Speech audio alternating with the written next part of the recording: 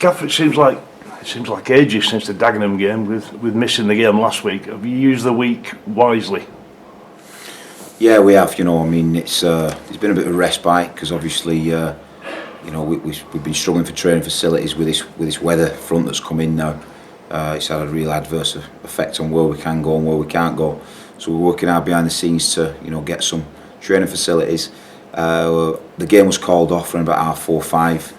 All the lads come in on Friday, and then we went across to Manchester later on. I think a session 6:30 till about 8 o'clock on Friday. We did a fantastic, tough session for the boys, and it was difficult getting them up for that, because they were disappointed and frustrated. But I just said to them, listen, let the frustration last a few minutes, and then we move on.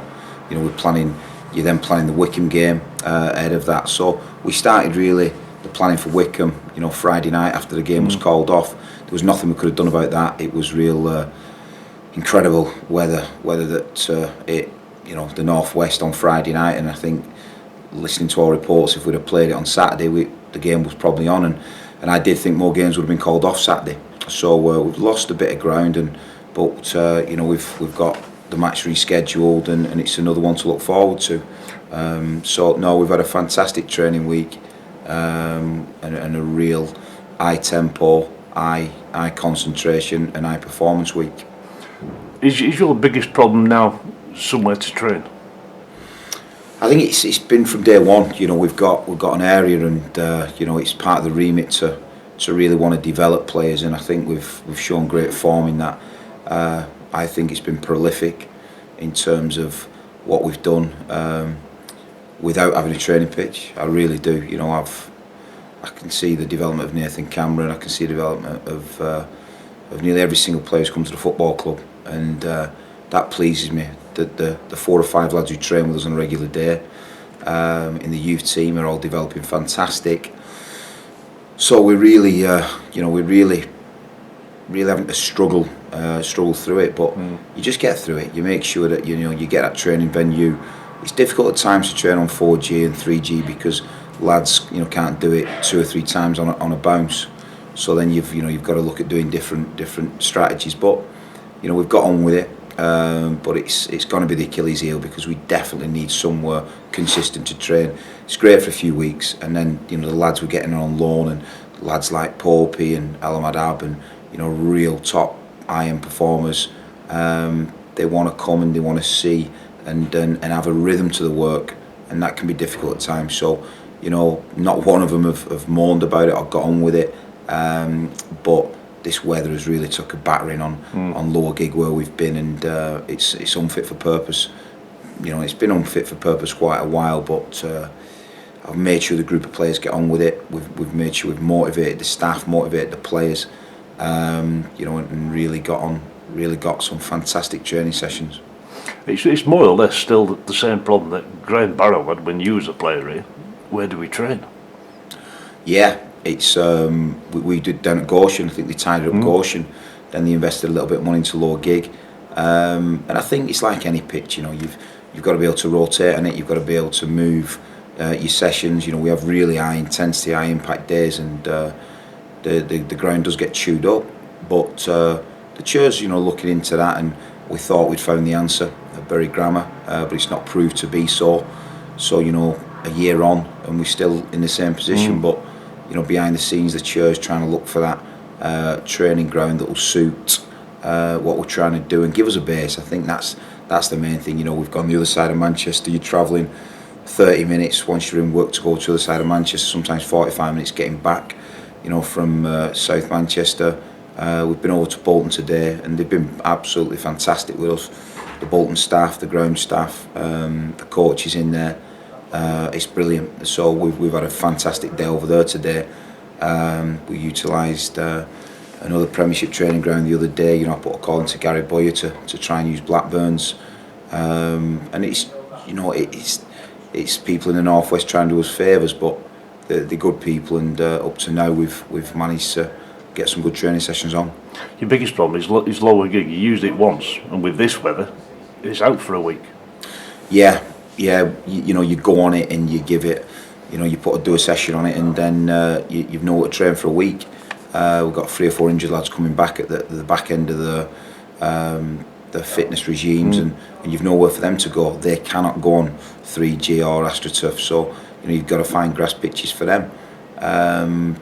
But it's we've got to find it. We've got to find that solution, because you can't keep asking favours from other clubs all the time. They can run out on you. They can, and the Chur's worked hard with Phil Gartside to get us one down Bolton, but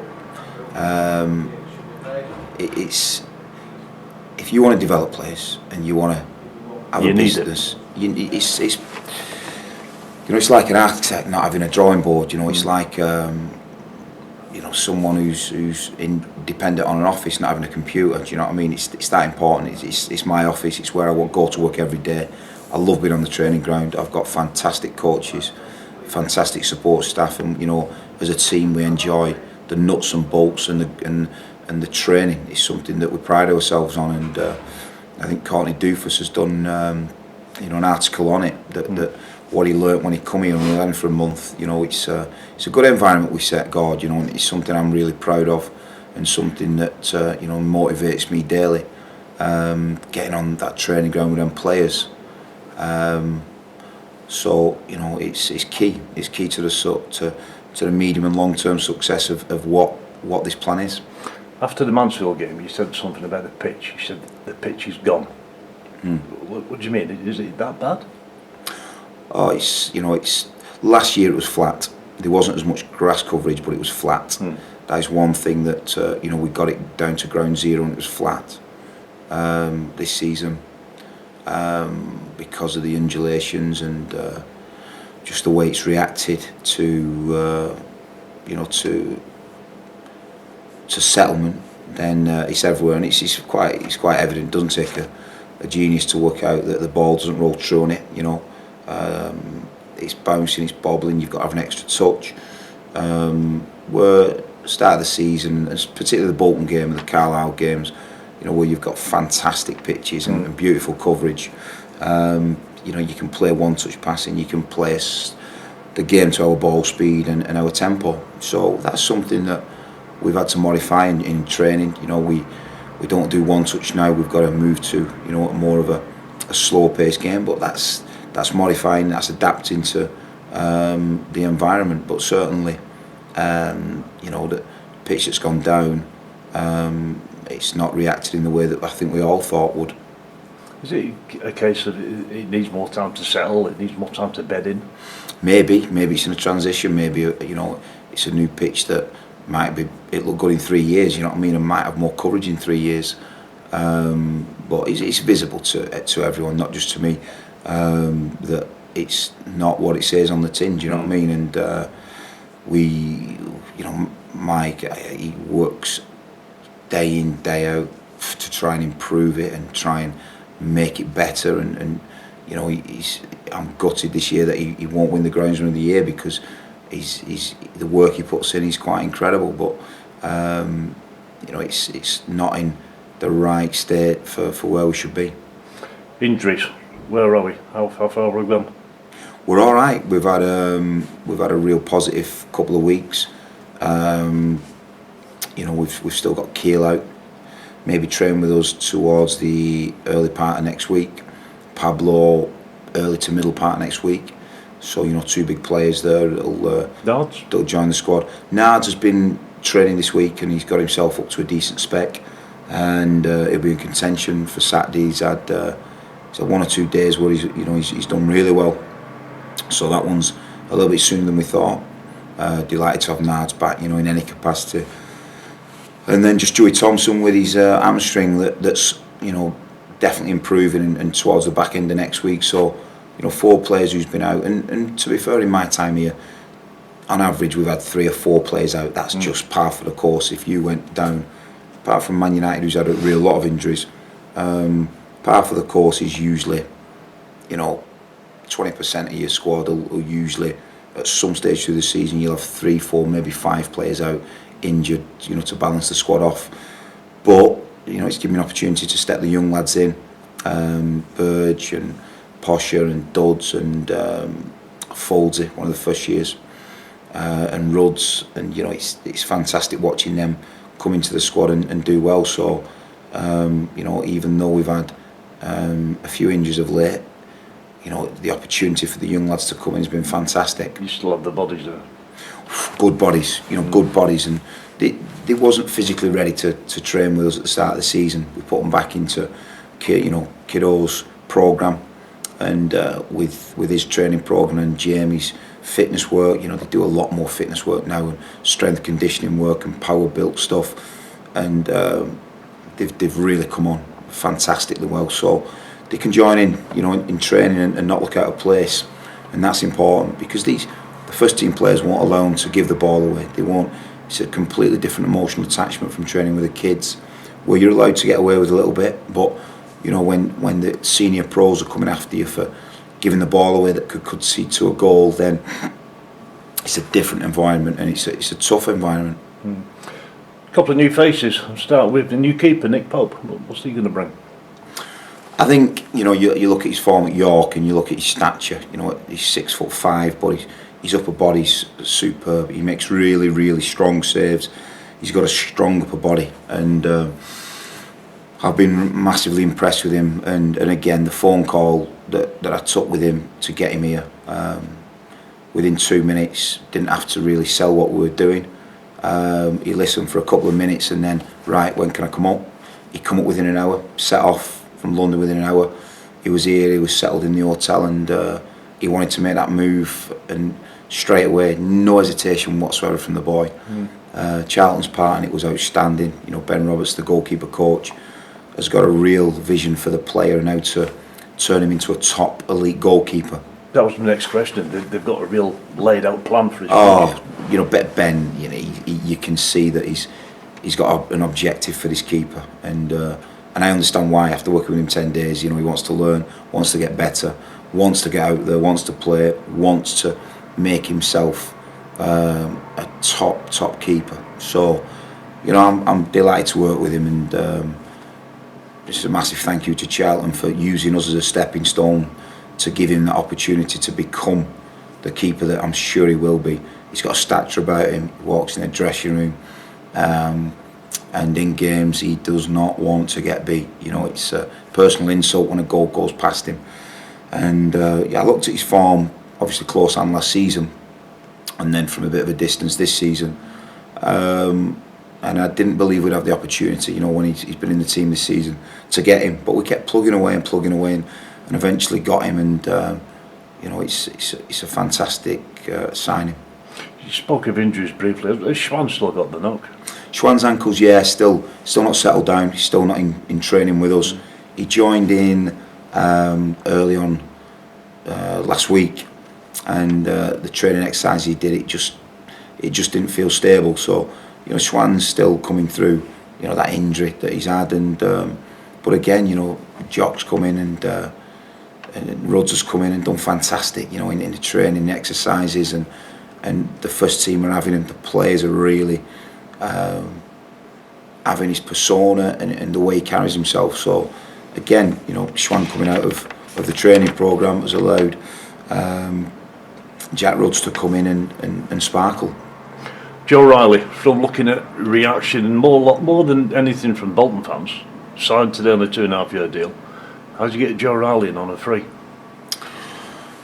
I think the thing that swung it, you know, myself and the chair went to meet him and his agents and representatives, and we had a brilliant chat with him, you know, and you could see at first there was a little bit of apprehension, and by the end of it, he was near horizontal. You know, he was chilled out. He felt the place. He felt what we were doing. He understood the project. He understood, you know, what I want from him. He understood how he believed I could improve him. I think it helps with, you know, your Nathan Cameron's form, your Danny Mayer's form, and Danny Rose's form to sell the idea that, you know, if you come to Bury, we'll help you progress with your career, and I'll help improve you. So it was a fantastic chat. It was a 2.5-hour formal interview, if you like, that me and the chair, you know, was really we set the vision out, and you know, Joe wanted to be a part of that. Oxford have really tried to, you know, sign this player and make this player one of theirs, but he fit the DNA profile of what we're doing, and the deal itself helps both clubs because where we get him on a free. You know, the selling clause is such that if we do develop him, and Bolton obviously have given us, and they believe that we will, then you know they'll get a cut of that going forward. So it's a good deal for both football clubs. And what Joe needs is games. He needs games like he's had at Oxford.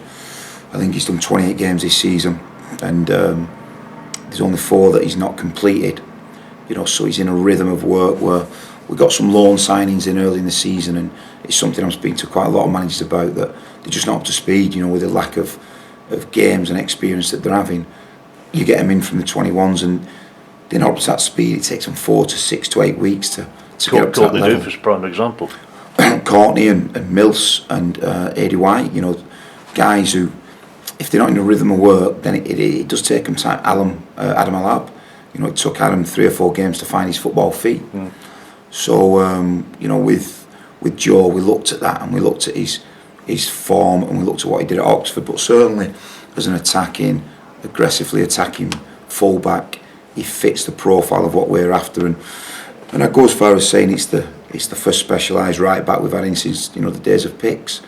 You know, when Picks was here as a specialised right back, I know we've had a few loan signings in, and he can also operate as a wing back. So he gives us great flexibility, and it allows me now to look at Jonah and Sawsey and move them up one, and gives me flexibility with them players. So by bringing a right back in, I've also probably added a real attacking right winger and a centre midfield to the squad within one signing. Are we going to see more before the winter closes? No, I think we're quite balanced. You know, we're well balanced. The right back was a key one to give us that real balance in the team. We've got fantastic strikers, we've got creators, we've got players from midfield who can score goals and have done. You know, and I really feel we're in a fantastic position now to really be very competitive in every game we play now, whether it's away from home or at home. I think we've got a fantastic balance to the football team and the squad. So we've got a lot of options, and we've got a lot of different flexibility within that squad, and you know that now is a fantastic squad to challenge anyone in this league. What about players going out? Is there any movement? Not at the minute. You know, there's none at the minute. You know, I've got to be honest. I think that we could be bracing ourselves with potential. The scouting list has been pretty extensive. You know, it gets bigger every game, doesn't it? Yeah, it does. It does, and you know, we've got some incredible talent in this team and in the squad. So you know, that's something that we're trying to plan for and get ahead of ourselves. You know, and if it happens, it happens.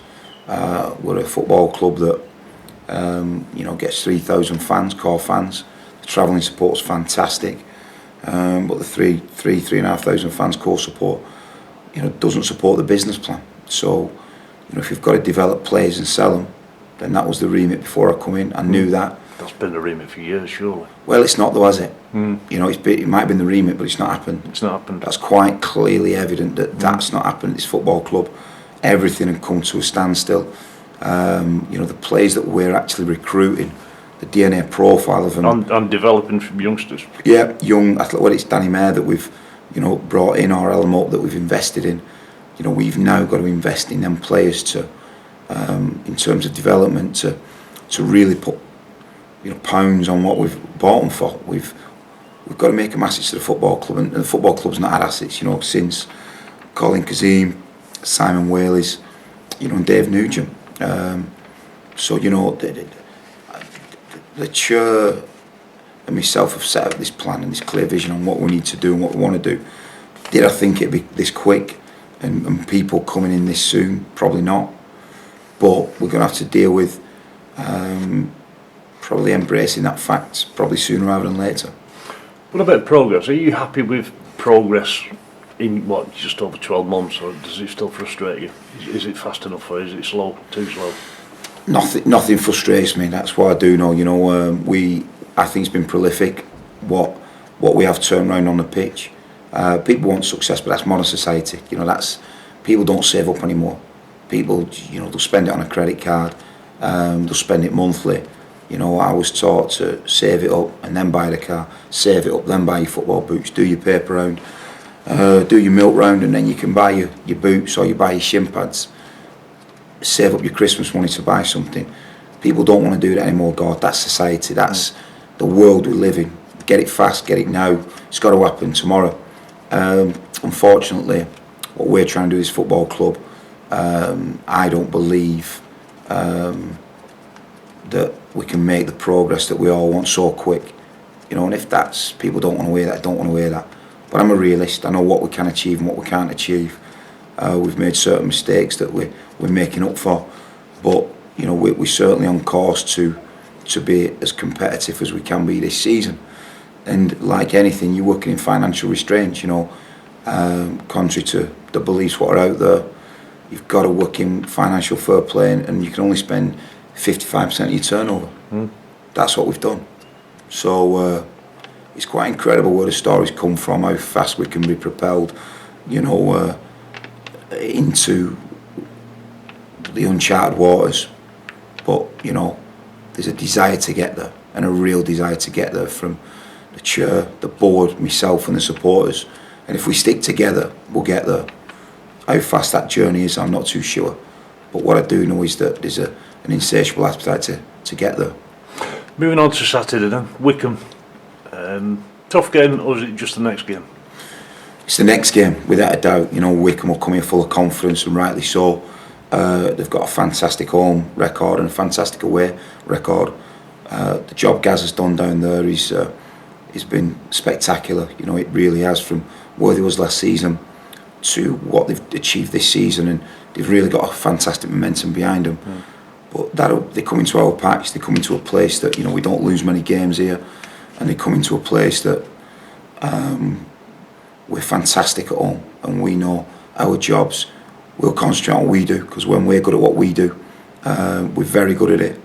And it'll be a fantastic collision, because, you know, most teams have come here and parked the bus and sat and waited to get beat. I don't expect Wycombe to do that. So that's why it'll be an enjoyable experience, and one that, you know, we're looking forward to. Should we stop before your voice goes? Possibly, I feel like I've got a frog in it. Thanks, Gaffer.